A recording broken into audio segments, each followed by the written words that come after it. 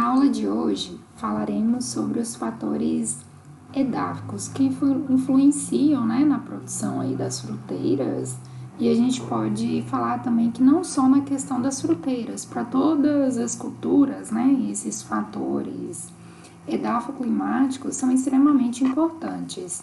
Então, nessa aula de hoje, o nosso foco é falar sobre os fatores edáficos, que estão relacionados às características relacionadas ao solo, que para qualquer tipo de cultura é muito importante a gente conhecer o tipo de solo, até para a seleção da cultura, entender qual que é a potencialidade, a limitação daquele solo. Um exemplo, né, para a cultura na área da fruticultura, para a cultura da banana, é uma cultura que não desenvolve tão bem, né, o solo ali que ela melhor desenvolve não é um solo, por exemplo, arenoso, com textura muito arenosa, né, predominando aí a fração, uma das frações granulométricas aí, a areia. Então, assim, né, como outras culturas, tem culturas que se adaptam melhor a determinados tipos de solo, por exemplo, já o mamoeiro, né, ele em solos arenosos, ele já vai melhor, logicamente, né, solos arenosos com melhor manejo da matéria orgânica e assim, né, dentre outras culturas. As propriedades edáficas, então, estão relacionadas às características do solo e tanto, né, relacionadas às propriedades físicas quanto químicas e biológicas. Quando a gente fala sobre o solo, muito vem à nossa cabeça somente a questão química, de adubação, dos fertilizantes que vão ser utilizados, da correção da acidez. E às vezes a gente esquece, né, dessas propriedades físicas que estão relacionadas à parte da textura do solo, se a cultura vai bem em determinado tipo de textura, ou o que a gente pode melhorar naquele solo relacionadas à estrutura, a agregação desse solo, então a profundidade, todos esses fatores devem ser levados em consideração.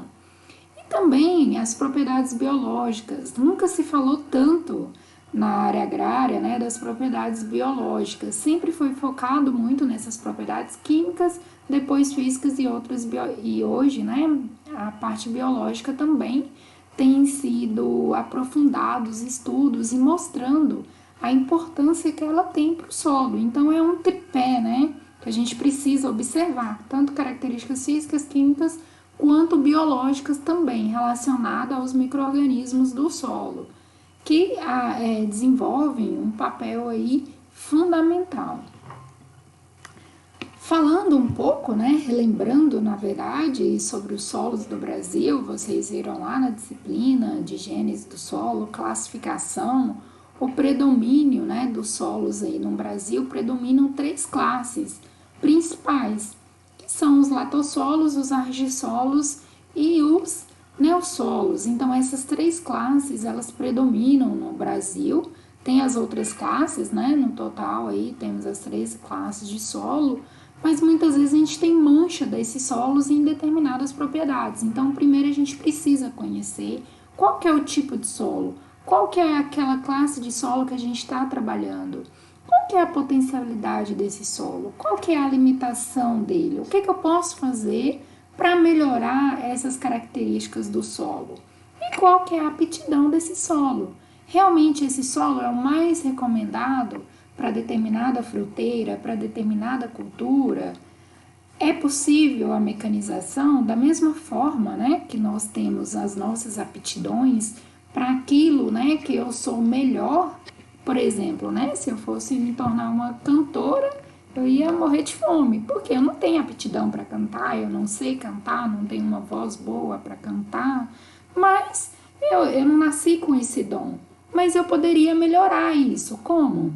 Participando, né, fazer uma aula de canto, tentar tentar melhorar nessa parte.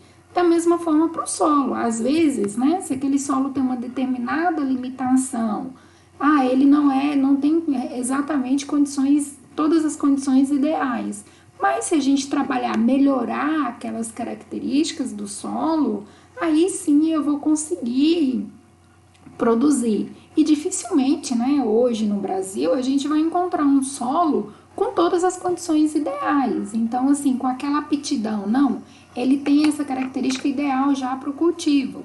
Então, a gente sabe que os nossos solos são bem temperizados, são solos velhos, então perderam aquela reserva de nutrientes, então é necessária a adubação, a correção da acidez, né, uma gessagem, quando recomendado, em função dessa análise de solo. A gente precisa melhorar, né, o teor de matéria orgânica, a questão do manejo. Muitas vezes, hoje a gente já sabe que manejar demais esse solo, né, revolver demais esse solo não é uma característica adequada para a maioria das culturas. Então, todo esse conhecimento é a base aí para qualquer tipo de cultura, não só as fruteiras. E relacionando, né, um pouquinho sobre essas propriedades físicas, só a gente recapitulando, relembrando, que a estrutura, né, é o arranjamento dos sólidos no solo. Então, é a forma, né, como essas partículas estão unidas aí que vão formar os agregados no solo, que define, então, né, a forma e o arranjamento das partículas sólidas dos solos. Essas partículas separadas e a gente pensa elas unidas, né, agregadas, formando então as estruturas, que são extremamente importantes, que vão favorecer a formação dos macro e microporos. Então aqui a gente consegue observar essa estrutura, né, aqui a gente consegue observar os agregados que são formados e aqui ao lado um solo já sem uma estrutura adequada. Muitas vezes a gente acaba com essa estrutura do solo pelo uso exagerado de maquinários que vão estar promovendo a decomposição, a não utilização de plantas de cobertura. Tudo isso, o manejo, né, influencia na estrutura do solo. Uma outra característica é a textura, e a gente diz, né, que a textura é uma propriedade física que menos sofre alteração ao longo do tempo. Então, na nossa escala, né, de existência aqui na Terra, que é muito pequena comparada a um processo de formação de solo que demora milhares de anos para ser formado, a gente não consegue, né, mudar a textura, que está relacionada ao tamanho das partículas do solo, referindo-se o quê? A proporção de areia, silt e argila do solo. Então, um solo, né, de textura mais arenosa, eu vou ter o predomínio dos macroporos, o meu manejo da irrigação vai ser diferenciado, porque a percolação de água ela é muito mais rápida comparada a um solo de textura mais argilosa. Tem as culturas que vão se desenvolver melhor em determinado tipo de textura, tem outros, né, por exemplo, mas eu tenho um solo mais arenoso, e é essa área que eu tenho para cultivar. O que eu vou fazer? Vou investir mais em matéria orgânica, que aí ela vai fazer o papel, né, de atuar como agente cimentante, melhorar a CTC do solo, melhorar a disponibilidade de nutrientes. Então também há possibilidades, né, da gente manejar esse solo e tentar melhorar suas características físicas. Aqui, né, nesse quadro mostra a textura dos solos, três tipos, né, de textura aqui, a argilosa, textura média e um solo de textura arenosa. Então, mostrando aí as principais características no que diz respeito à capacidade de armazenamento de água. Um solo de textura argilosa vai ter uma maior capacidade de armazenamento de água, né, de retenção de água. Então, por exemplo, o meu manejo da irrigação, eu posso ter um intervalo maior de irrigação no solo de textura argilosa, diferente de um de textura arenosa. Por quê? Se eu tiver, né, irrigações mais longas em um espaço mais prolongado de tempo, um intervalo maior, quando eu irrigo, se eu estou colocando uma lâmina maior de água, eu estou levando a água, como a percolação é maior nesse solo de textura arenosa, a planta não vai conseguir absorver aquela água porque ela vai percolar ali no solo e vai para maiores profundidades e não perde somente água, mas também nutrientes, né? As plantas absorvem os nutrientes através da solução do solo. Então, em solo de textura argilosa, o fluxo de água ele é menor, diferente, né, de um solo de textura arenosa. A coesão é mais elevada em solo de textura argilosa, essa união entre as partículas ela é maior, diferente de um solo de textura arenosa. Naturalmente, o solo de textura argilosa vai ter maior CTC comparado a um solo de textura arenosa. Isso porque as cargas, né, do solo estão em qual fração? Na fração argila e na matéria orgânica. Então, para melhorar isso em solos de textura arenosa, eu trabalho aí com o incremento da matéria orgânica. Em solos de textura argilosa, a variação da temperatura é menor. Já em solos de textura arenosa, essa variação da temperatura ela vai ser maior. Por exemplo, a gente consegue observar isso quando a gente vai à praia. Então, quando tá ali mais ou menos meio-dia, a gente vai andar descalço na areia, não aguenta, de tão quente que ela tá. E aí, se a gente vai na praia à noite, você pisa na areia e sente ela totalmente fresquinha, né? Então, essa variação da temperatura é muito maior em solos de textura arenosa. Agora, imagina isso, né? Um sistema radicular ali, uma planta se desenvolvendo e tendo essa variação de temperatura muito grande. Isso também afeta a questão da disponibilidade de água, a ação dos micro-organismos no solo. O solo de textura argilosa também vai ter uma maior microporosidade, e já no solo de textura arenosa é maior a macroporosidade. O solo de textura argilosa vai ter uma menor agregação, uma melhor agregação, desculpa, porque pela atuação desses agentes cimentantes, que é a argila e a matéria orgânica. No solo, né, de textura arenosa, eu já tenho uma menor agregação, tanto é que eu pego esse solo na mão, às vezes ele desmancha na mão, né, tem uma menor agregação. Os solos de textura argilosa vão ter uma maior superfície específica, né, quanto menor a partícula, maior é a superfície específica. Então, a fração argila ela é menor comparada à fração areia, então a textura arenosa vai ter uma superfície específica mais baixa. Um solo de textura argilosa vai ter uma baixa aeração, já a textura arenosa vai ter uma maior aeração, porque a aeração está relacionada aos macroporos. E as raízes das plantas, elas respiram, então precisam também do oxigênio. E com relação à potência na mecanização, o de textura argilosa vai fazer com que eu precise de equipamentos, né, igual tratores, maquinários, com uma maior potência. Já um solo de textura arenosa, ele ocasiona maior desgaste dos implementos, por exemplo, dos arados, porque a areia, né, tanto é quando a gente pega nela, a gente sente aquela abrasão, então é a mesma coisa, né, nos implementos ele vai lixando ele e vai ocasionando maior desgaste dos implementos. Temos uma outra propriedade física que é extremamente importante, que é a permeabilidade, né, que está relacionado à velocidade com que a água penetra no solo. Então, se eu tenho uma permeabilidade excessiva, eu vou perder em profundidade, sem aproveitamento das raízes, essa água e os nutrientes também, porque essa água vão levar consigo os nutrientes. Se eu tenho uma permeabilidade lenta, ela vai promover o encharcamento e, consequentemente, poderão ocorrer distúrbios pela falta de oxigênio, porque se essa permeabilidade é lenta, tanto os micro quanto os macroporos, eles estarão saturados por água. Então, vai dificultar essa aeração do solo e aí vai ocasionar problemas também nas plantas. E às vezes a planta tem aquela característica, né? Ela fica mais ou menos murcha, e aí você olhando ela, você pensa, nossa, mas tá irrigando, né? Ou choveu bastante e essa planta tá murcha, né? Será que tá faltando mais água? E na verdade não é um sintoma só pela falta de água, mas pelo excesso de água, né? Em função dessa baixa aeração do solo e menor disponibilidade de oxigênio.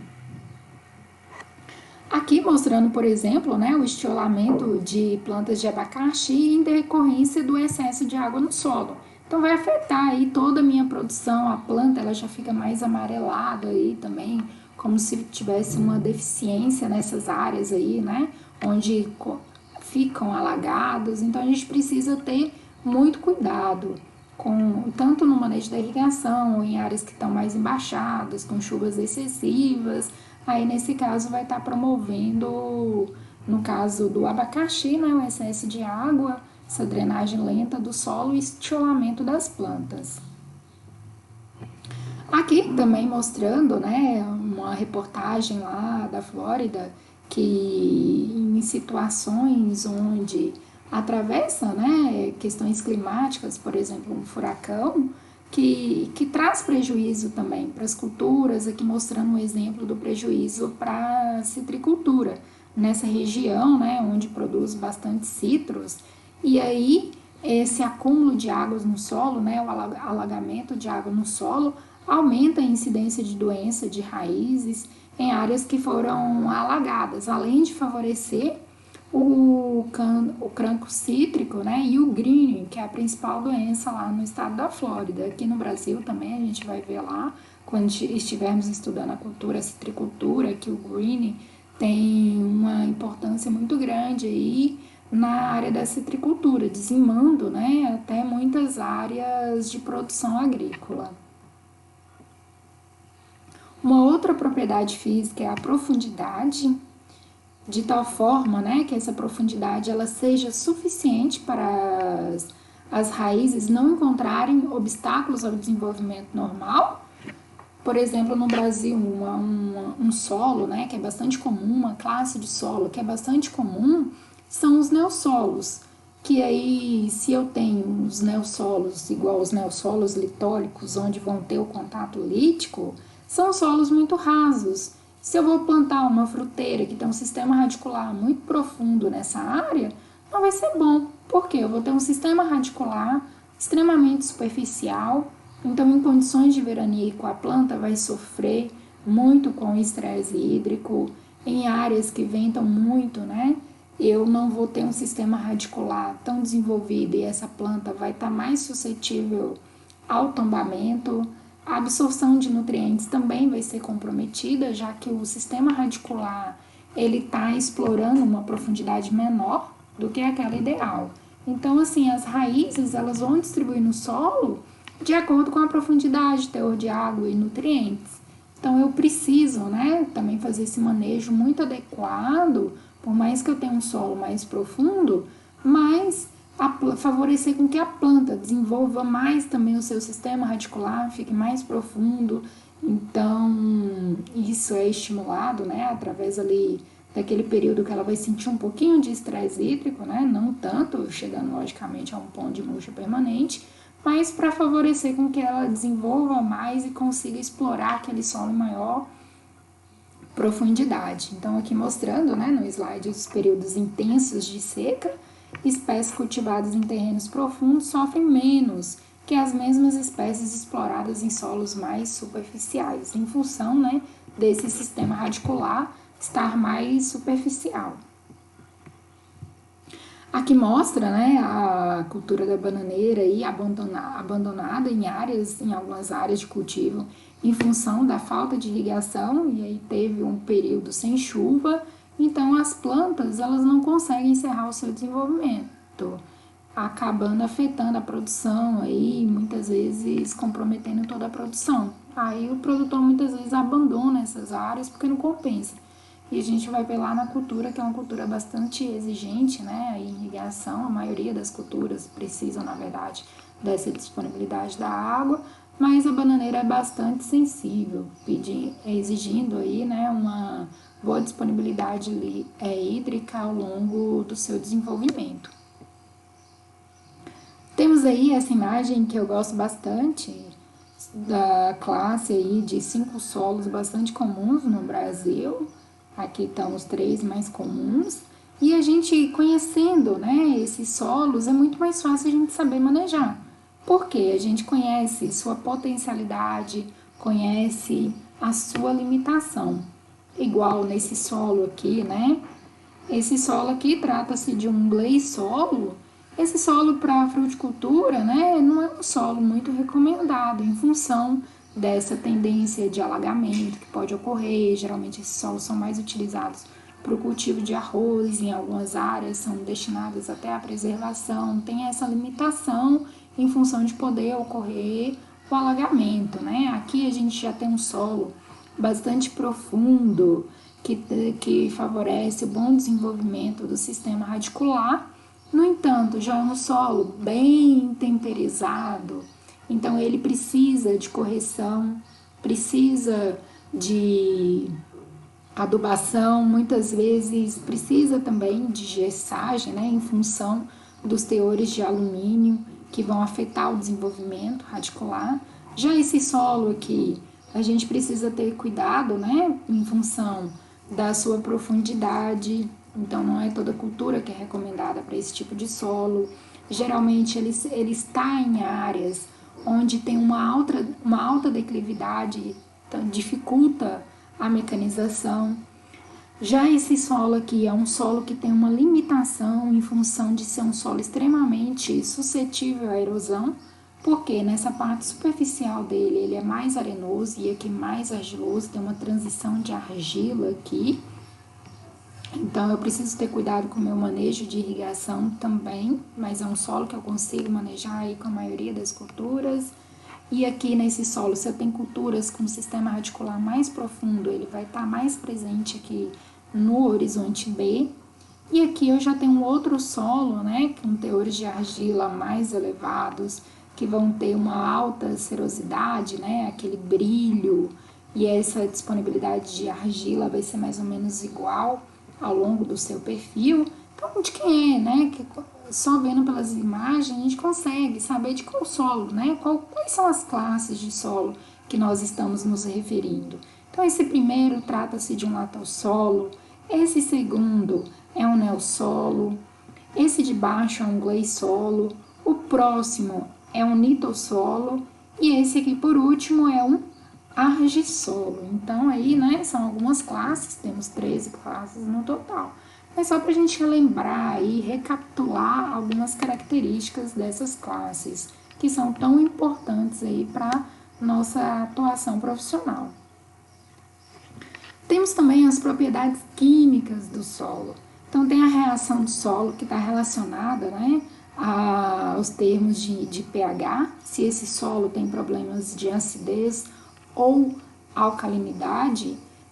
Solos alcalinos são mais comuns em zonas áridas e semiáridas no Nordeste, né, ele já tem muitos problemas de alcalinidade e salinidade também. Os solos alcalinos, né, ele resulta desse acúmulo dos sais, por exemplo, o cálcio, o magnésio e o sódio também, de tal forma que predomina a hidroxila, né, o OH no solo, diferente dos solos ácidos, onde há o predomínio do hidrogênio. Então, se vocês forem trabalhar em regiões onde tem problema de alcalinidade, ao invés de vocês fazerem calagem, na verdade, vocês vão fazer gessagem e também, em algumas situações, utilizar o enxofre. Em muitas situações, né, eu uso o enxofre ao invés do gesso, que é mais barato, porque o gesso ele tem na sua composição o cálcio. Então, muitas vezes tem solos alcalinos em função do acúmulo de cálcio, por exemplo. Então, se eu for aplicar o gesso, eu vou estar aumentando ainda mais o teor de cálcio nesse solo, que não é, né, uma prática aí mais recomendada. Então, eu vou utilizar, no caso, o enxofre e muitas vezes também tentar melhorar o manejo, né, o teor de matéria orgânica no solo. E aí temos os solos ácidos também, que é bem mais conhecido, né, de todos nós, que resulta então dessa eliminação, né, ou arraste pela chuva, a própria ação do intemperismo aí dos nutrientes, cálcio, magnésio e sódio da superfície do solo, e são mais comuns, né, nas regiões tropicais úmidas. Então, no Brasil, 70% dos nossos solos são ácidos, precisam, né, dessa correção dessa acidez, através da calagem, que foi desenvolvida aí principalmente na década de 70, e foi isso que permitiu o cultivo, né? Uma das coisas que permitiu o cultivo nas nossas áreas aqui de Cerrado, que hoje se destacam tanto na produção agrícola, graças aí a inicialmente a correção desse solo e adubação. Então, aqui mostrando, né, por que o pH ele é tão importante em função da relação direta que existe entre a disponibilidade de nutrientes no solo em função do pH.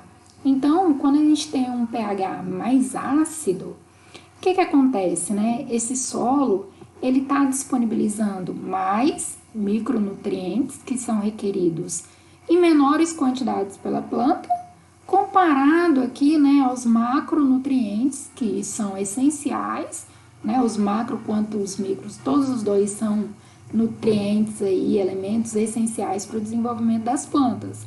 No entanto, os macronutrientes requeridos em maior quantidade e os micros requeridos em menor quantidade. Então aqui vocês conseguem observar que se eu tenho um pH mais ácido, eu tenho a disponibilidade, né, dos macronutrientes menor.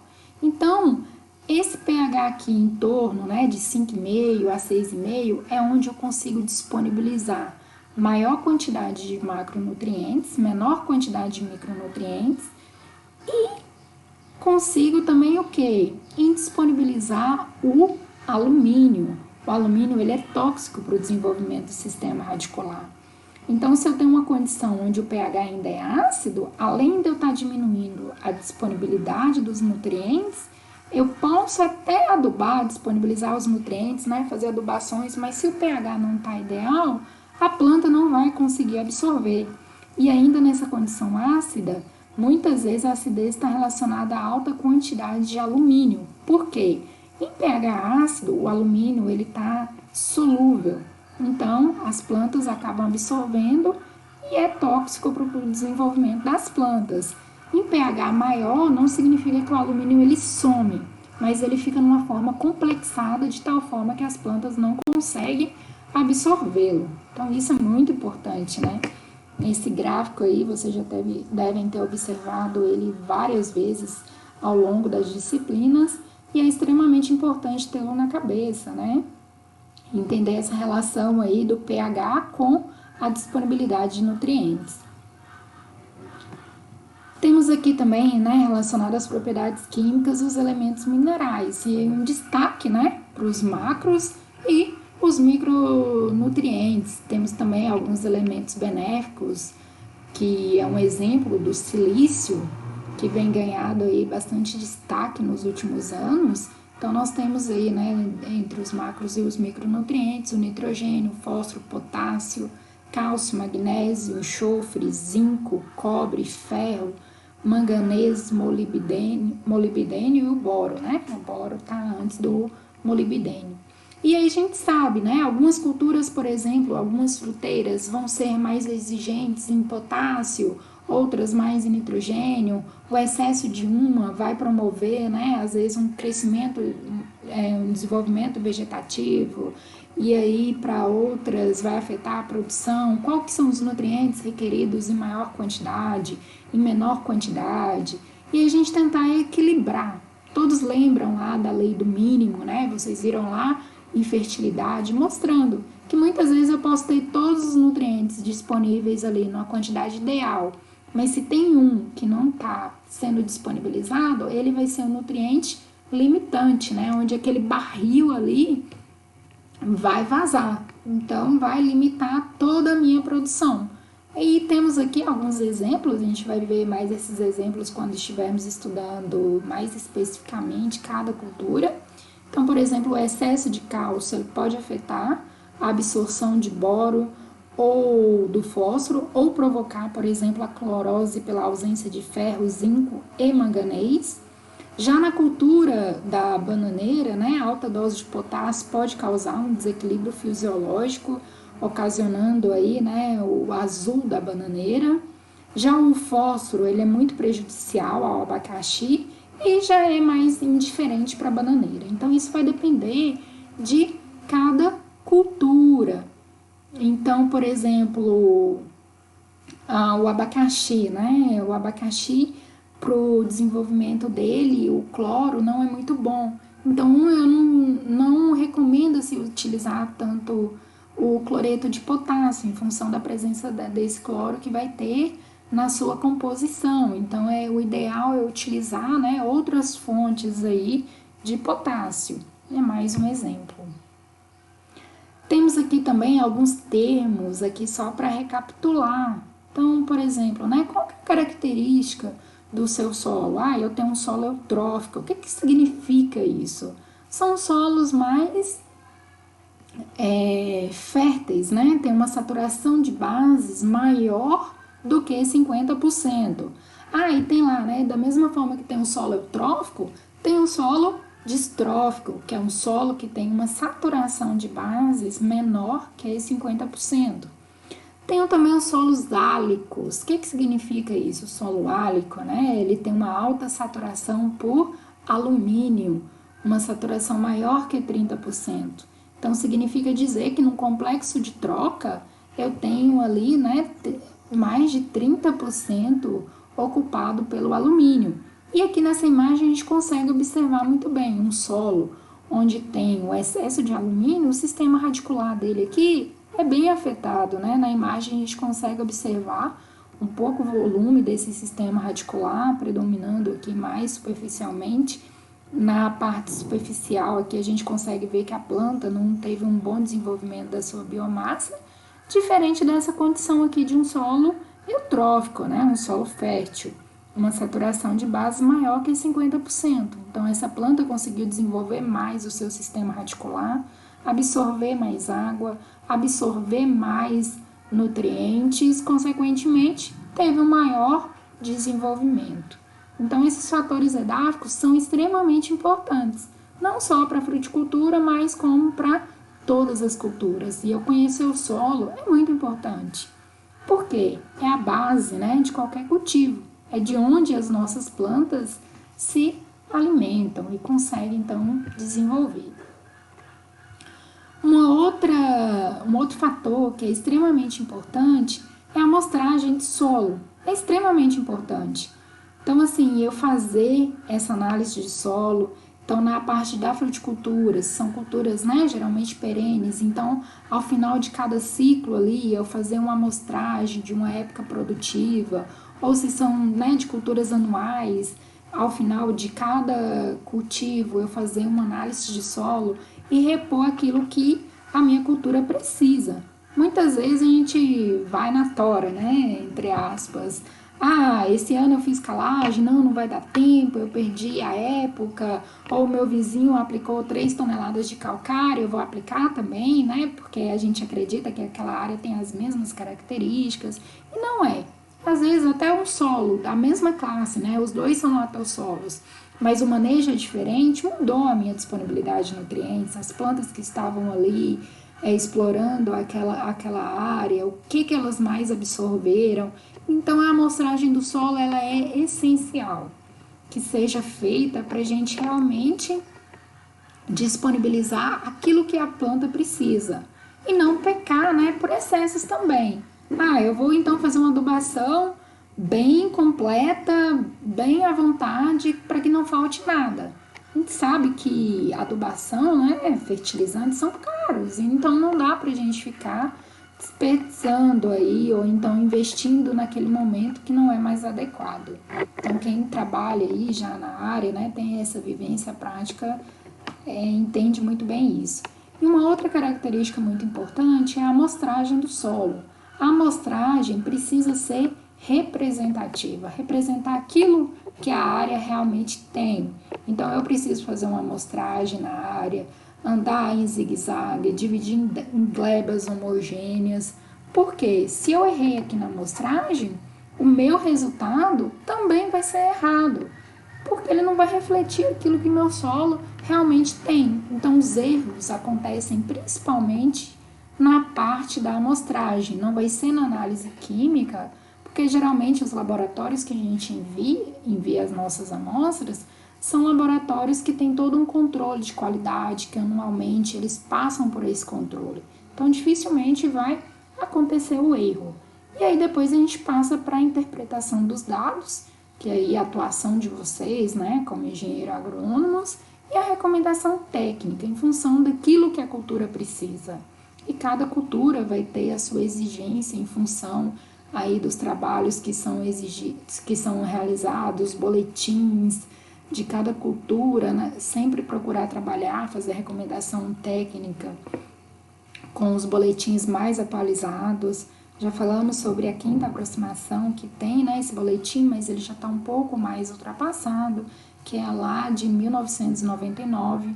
Hoje as culturas elas foram melhoradas, então as exigências nutricionais delas também mudaram. Então a gente precisa estar atualizado no que diz respeito a isso. Então eu vou trabalhar com uma determinada cultura. Eu preciso pesquisar ali tudo que tem de mais recente ali, de recomendação, de trabalhos de pesquisa, de experiências com aquela cultura.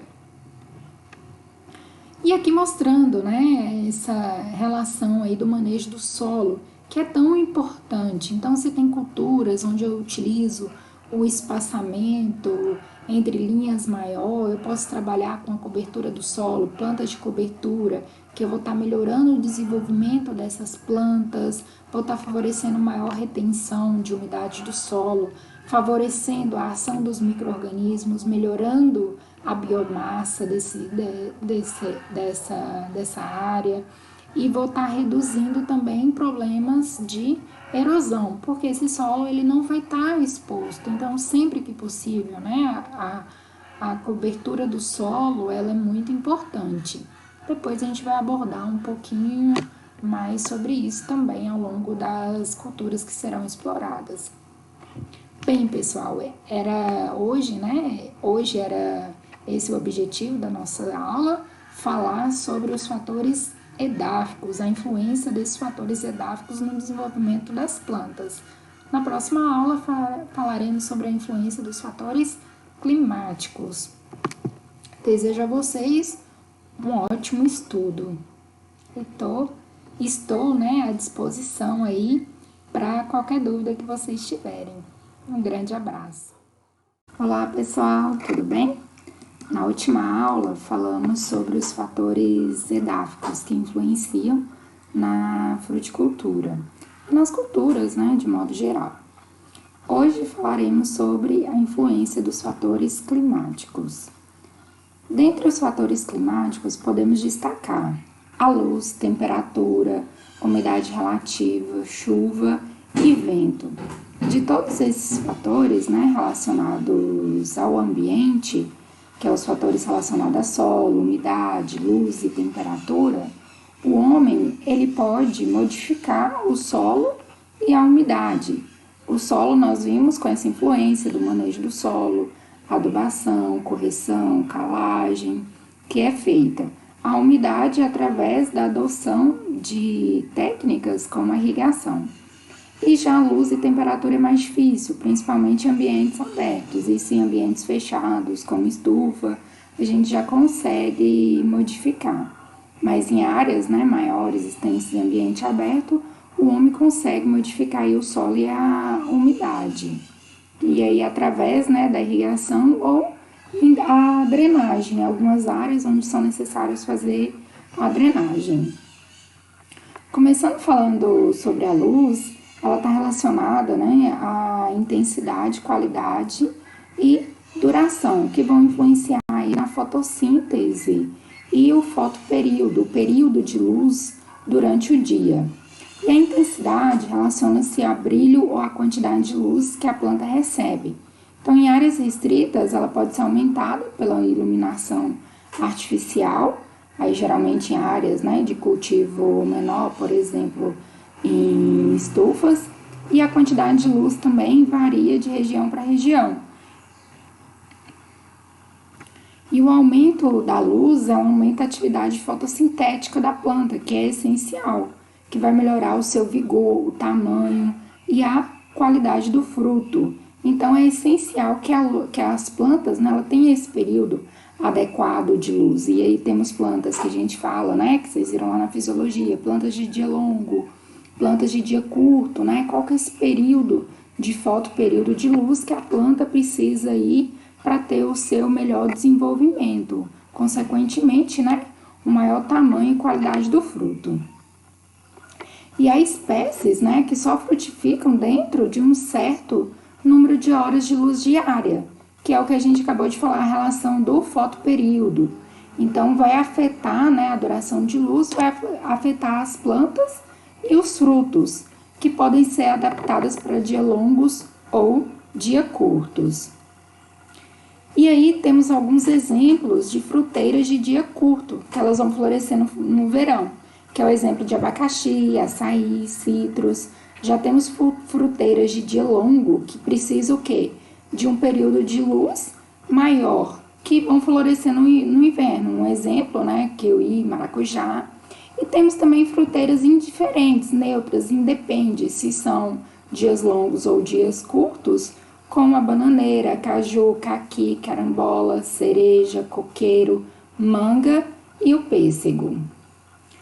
Temos também a influência, né, da temperatura, e que tem uma grande influência sobre as plantas. Na maioria das culturas, quando a gente observa as recomendações técnicas, né, a gente consegue observar qual é a faixa de temperatura ideal ali pela planta, qual que é a máxima por elas toleradas.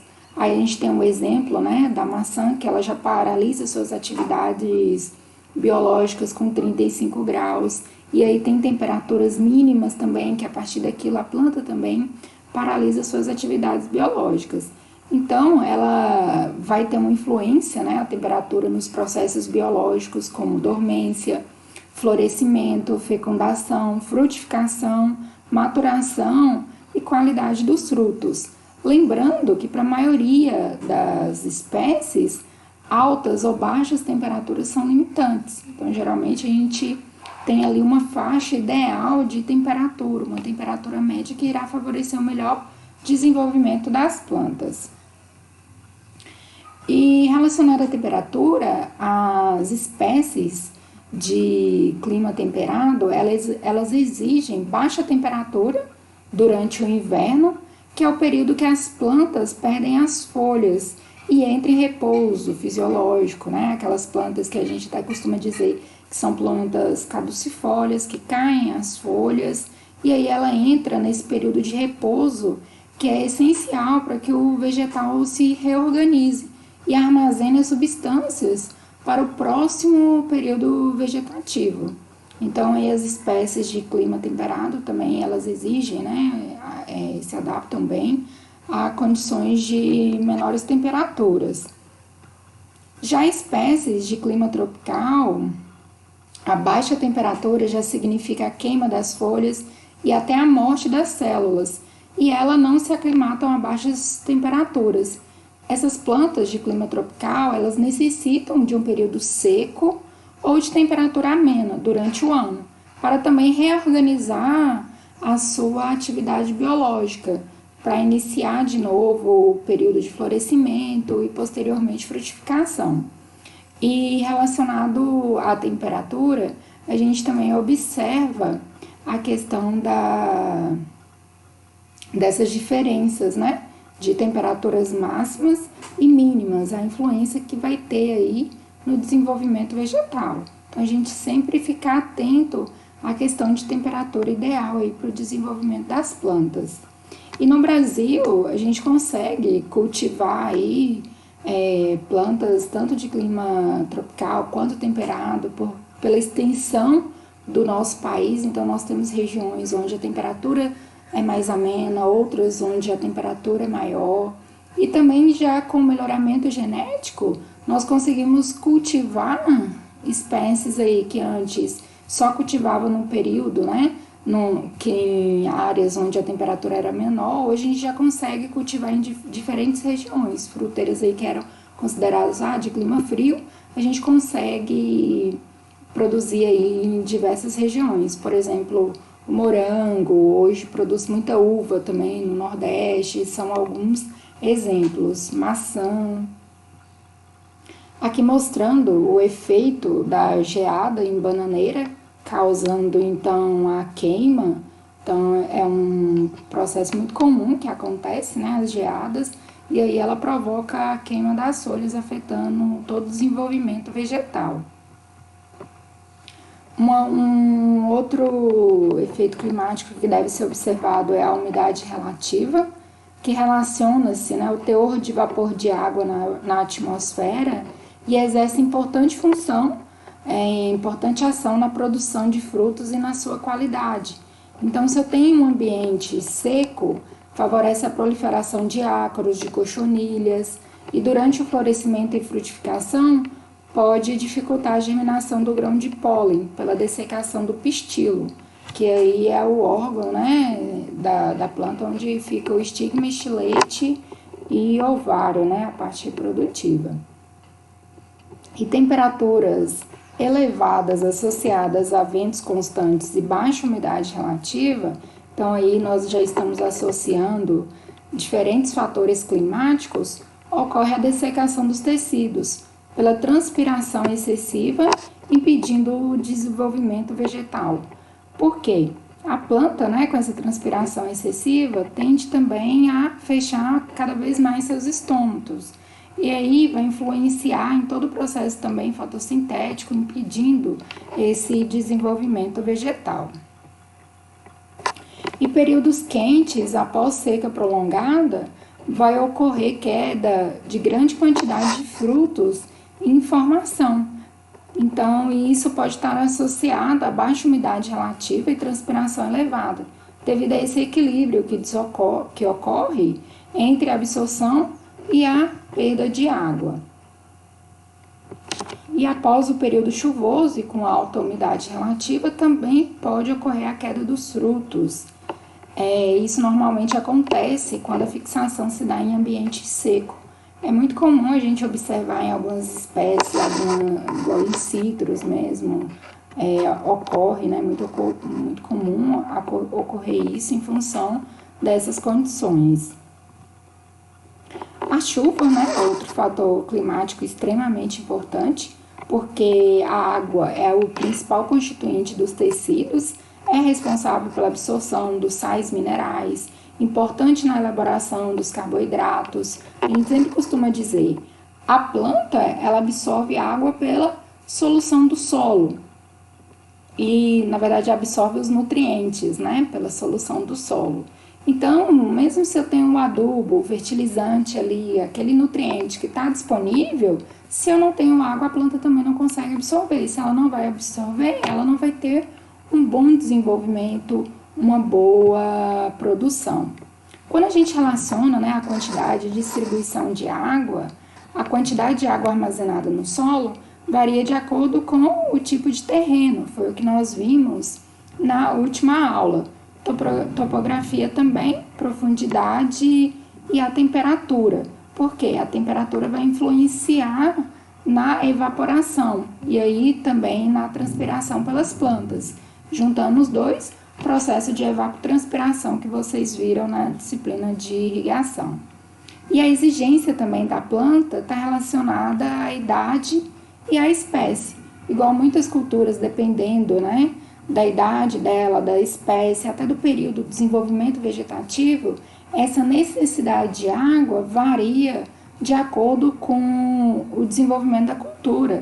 Tem até um coeficiente, né, o KC lá, o coeficiente da cultura, ele é variável em função do seu ciclo. Então, essa demanda por água, ela é variável. Geralmente, no final do ciclo, na época de produção ali, desenvolvimento dos frutos, essa demanda, amadurecimento, essa demanda por água, ela é menor. E o fluxo de água, ele é contínuo na planta. Então, baixo teor vai induzir a paralisação das atividades vegetais e se for na frutificação, vai ocorrer uma elevada queda de frutos. E a quantidade de matéria seca produzida está intimamente relacionada à quantidade de água absorvida, né? Então, a água é essencial para o desenvolvimento vegetal. É um fator que a gente consegue controlar um pouco mais em áreas onde a gente vai ter irrigação.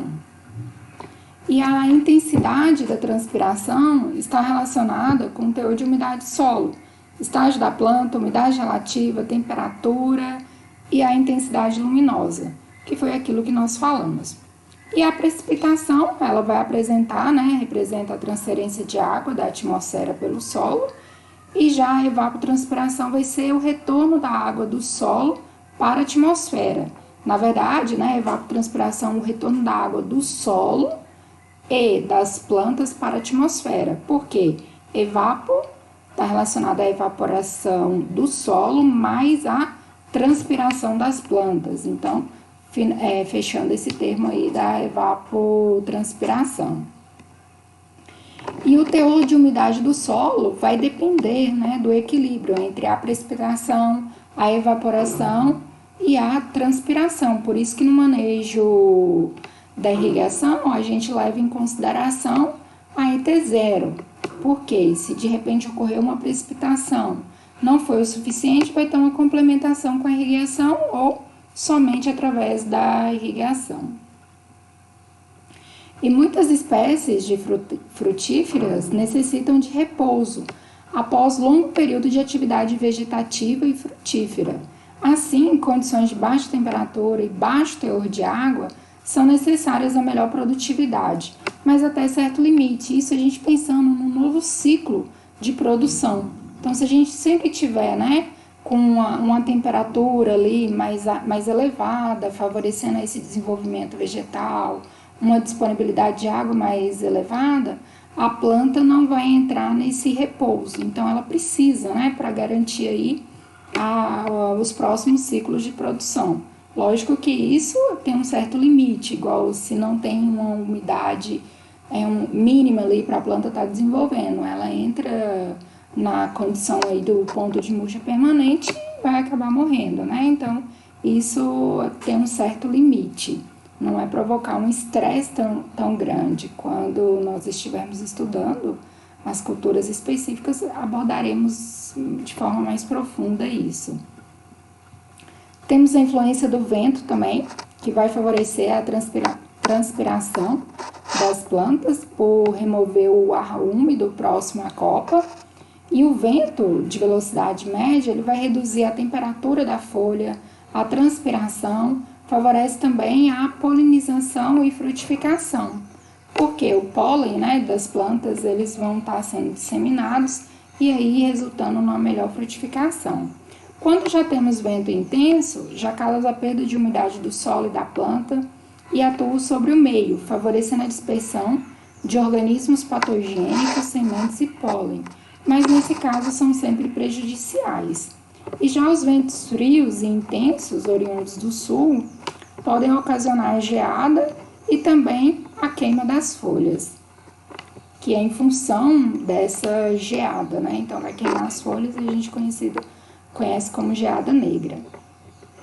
E as maneiras para reduzir os danos provocados pelo vento, sabemos aí da utilização dos quebra-ventos, escolher a face menos exposta ao vento, tutorar as plantas também, dependendo do porte dela, escolher um porta-enxerto que seja adaptado a essas condições, espécies também de crescimento lento, espécies de pequeno porte e ter um sistema de condução de poda.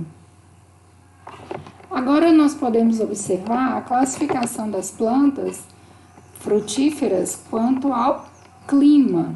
Então essa classificação ela é dividida, né, em plantas de clima temperado, plantas de clima subtropical e plantas de clima tropical.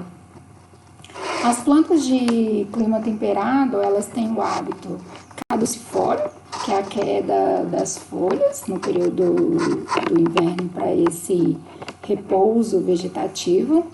Tem a necessidade de frio com temperaturas de 7,2 graus para a superação do estágio de repouso vegetativo. E tem uma maior resistência às baixas temperaturas e tem uma necessidade de temperatura média anual entre 5 e 15 graus para o crescimento e desenvolvimento. É o exemplo aí, então, da maçã, do pêssego, da videira, pereira, ameixeira, do kiwi, da pecã, do figo, marmelo e a cerejeira. Então, vocês podem observar que muitas dessas espécies que, se não houver esse melhoramento, né, para que elas sejam adaptadas a outras condições, igual aqui na nossa região, muitas delas não são recomendadas para o cultivo. Já as plantas de clima subtropical nem sempre apresentam hábito caducifólio, podendo ou não cair as folhas. Elas apresentam uma menor resistência às baixas temperaturas. Muitas vezes, quando baixa muito a temperatura, esse desenvolvimento vegetal vai ser afetado. Tem pouca necessidade de frio no período de inverno e a necessidade de temperatura média anual varia em torno de 15 a 22 graus. É o exemplo do caqui, do abacate, citro, jabuticaba, da néspera e da macadâmia. Já plantas de clima tropical apresentam as folhas persistentes. Então, essas folhas não caem no período de inverno, podem apresentar mais do que um surto de crescimento ao longo do seu ciclo, não toleram temperaturas baixas.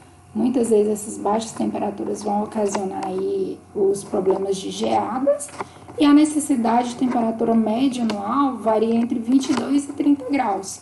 Então, aqui uma média, né, anual aí da nossa região. Um exemplo seria a banana, o mamão, o abacaxi, a manga, a tâmara, o coco, goiaba, caju, maracujá, dentre outras. Então, isso muitas vezes vai influenciar em quais culturas serão cultivadas em determinadas regiões. Aqui falando um pouco mais sobre plantas de clima temperado, então compreende as espécies aí do Rio Grande do Sul, ao sul do estado de São Paulo, além de outras regiões que apresentam um microclima favorável. Então, em algumas regiões, igual aqui em Minas Gerais mesmo, né, nós temos algumas condições aí onde eu consigo produzir plantas de clima temperado. A gente pode falar da Serra da Mantiqueira, né, que abrange aí São Paulo, Minas Gerais, Rio de Janeiro, a Serra dos Cristais também. Então, nesse caso, a latitude é compensada com altitude, porque são regiões, né, são áreas onde são mais altas. Então, com essa alta altitude, menor vai ser a temperatura.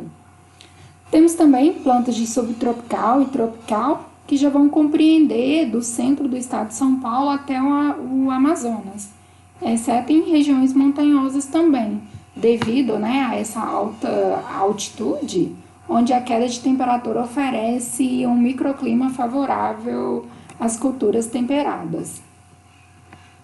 Temos também a classificação das frutíferas quanto ao hábito vegetativo, que podem ser classificadas em arbóreas, que apresentam grande porte e o tronco lenhoso. O exemplo aí é a mangueira, o abacateiro, a néspera, a jaca e a nogueira pecã. Temos também as arbustivas, que apresentam porte médio e os caules são menos resistentes, que é o exemplo aí da figueira, amoreira, mamoeiro, da romã também. Então, esses caules, né, eles são menos resistentes e o porte também é menor. Temos as trepadeiras, que aí o exemplo, né, da uva que nós fazemos até o tutoramento, o maracujá também, que apresenta um caule sarmentoso e provido de gavinhas, que aí vão enrolando nesses tutores aí, né? Aqui nessa imagem mostra a gavinha.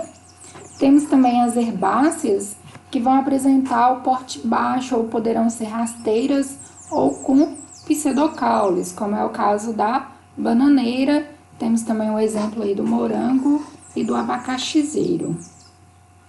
Com relação aos tipos de pomares, eles podem ser classificados em pomares domésticos ou caseiros, que são aqueles pomares que se caracterizam por apresentar um grande número de espécies e cultivares. Então, são aqueles pomares que tem no fundo da nossa casa, geralmente, né, uma grande variedade, que a gente não tem todo aquele controle de adubação, de irrigação, como nos pomares comerciais, que são formados por um pequeno número de espécies. Por exemplo, eu tenho uma área, né, só de cultivo de manga, ou de abacaxi, ou maracujá, né? Então, eu vou ter ali poucas espécies. E há um escalonamento de produção, sendo que essa pode ser destinada tanto para a indústria quanto para o consumo in natura. Temos também os pomares experimentais, são aqueles que apresentam um grande número de espécies e cultivares que são utilizados para o desenvolvimento de pesquisas científicas. Então, geralmente também não são áreas muito grandes. Então, geralmente na Embrapa, Epamig, instituições de ensino, a gente vai encontrar esses pomares experimentais, assim como os pomares didáticos, são aqueles que apresentam um grande número de espécies também em variedade, onde são executadas as práticas corretas e incorretas, pois o único fim é o aprendizado. E aqui mostrando algumas imagens para vocês.